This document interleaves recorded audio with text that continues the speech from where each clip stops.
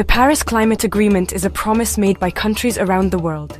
In 2015, nearly every nation agreed to work together to fight climate change.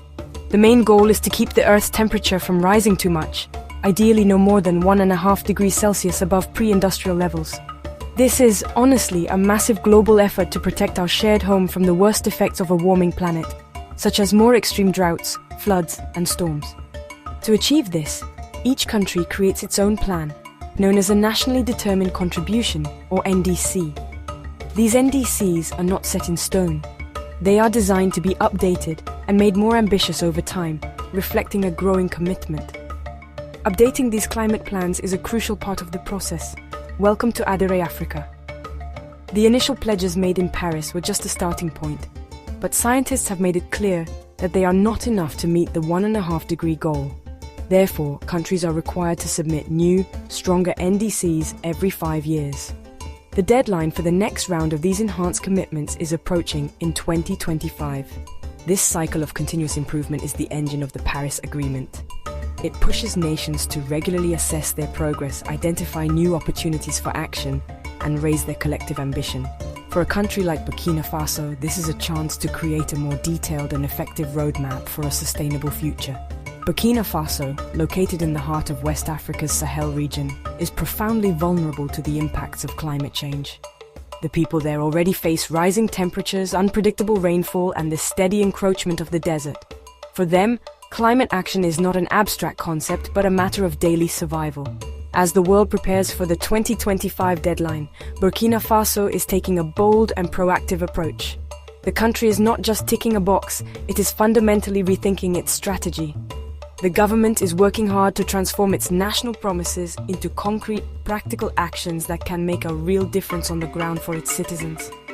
This process of revision is about more than just setting new targets for reducing emissions. It is about building a climate-resilient society from the bottom up. It involves looking closely at every part of the economy and society to see where improvements can be made. This means strengthening institutions, empowering local communities, and ensuring that the benefits of climate action are shared by everyone. Burkina Faso is demonstrating that even with limited resources, a nation can show immense leadership. Its journey to create a more robust climate plan serves as an important example for other developing nations facing similar challenges in this critical decade for our planet. To turn ambition into reality, Burkina Faso is focusing on specific high-impact sectors of its economy. One of the most important areas is buildings and construction. Globally, this sector is a huge source of carbon dioxide emissions, responsible for over a third of the total. Yet, it is often overlooked in national climate plans. Burkina Faso is changing this by creating a detailed roadmap to make its buildings more energy efficient and sustainable. This could involve using local, climate-friendly building materials, designing homes and offices that stay cool without relying heavily on air conditioning, and promoting greener construction practices across the country. This focus is practical and honestly, pretty forward-thinking. Another critical area of focus is agriculture, the backbone of Burkina Faso's economy and the source of livelihood for the vast majority of its people. The country's young climate advocates are pushing for a transition to what is called climate-resilient agriculture. This means adopting farming methods that can withstand the harsh realities of a changing climate, such as more frequent droughts and less predictable rains. It involves moving away from a heavy reliance on chemical fertilizers and pesticides, which can degrade the soil over time. Instead, the emphasis is on techniques that enhance biodiversity, improve soil health, and conserve precious water resources for the long term. Empowering young farmers is central to this agricultural transformation. Many young people in Burkina Faso see their future in farming, but they need the right tools and knowledge to succeed in a new climate era. Youth groups are advocating for better education and training programs that teach sustainable land use and modern, eco-friendly farming techniques. By equipping the next generation of farmers with these skills, the country is not only working to ensure its food security, but also turning its agricultural sector into a powerful force for climate action. These young leaders are demanding a real voice in shaping the policies that will affect their lives and livelihoods for decades to come. These sector-specific plans are what make Burkina Faso's revised NDC so promising. Instead of broad, vague goals, the country is developing clear, actionable steps with measurable outcomes. This practical approach is supported by international partners like the NDC Partnership and the UN Office for Project Services, who provide technical expertise to help create these roadmaps. By breaking down the enormous challenge of climate change into manageable pieces, Burkina Faso is creating a blueprint for a low-carbon, resilient future that is built on a solid foundation of well-planned, targeted interventions in the parts of its economy that matter most.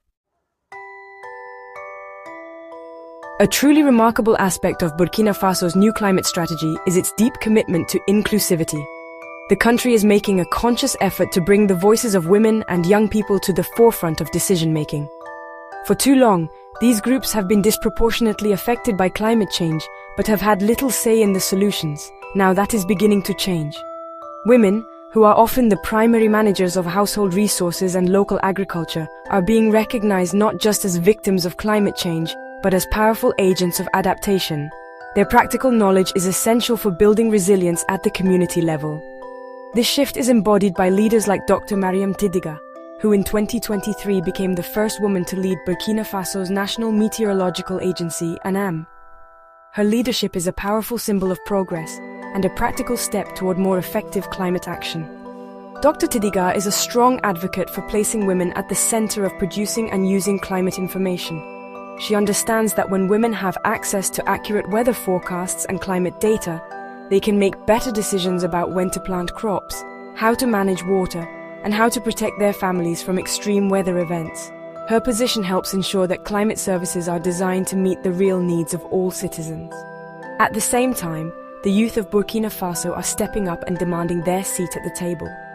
Young activists like Michelle Gael Simeone Bidima are becoming influential voices in the national climate conversation. They are organized, articulate, and passionate about securing a sustainable future for their generation. These young leaders are not just protesting, they are proposing concrete solutions.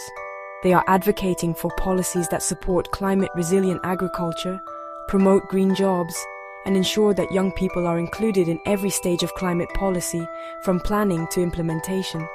Their energy and fresh perspectives are injecting new momentum into the country's climate efforts. The inclusion of women and youth is not just about fairness, it is about effectiveness. Their unique experiences, knowledge, and perspectives lead to better, more innovative, and more sustainable solutions. When climate plans are co-created with the people who are most affected, they are far more likely to succeed.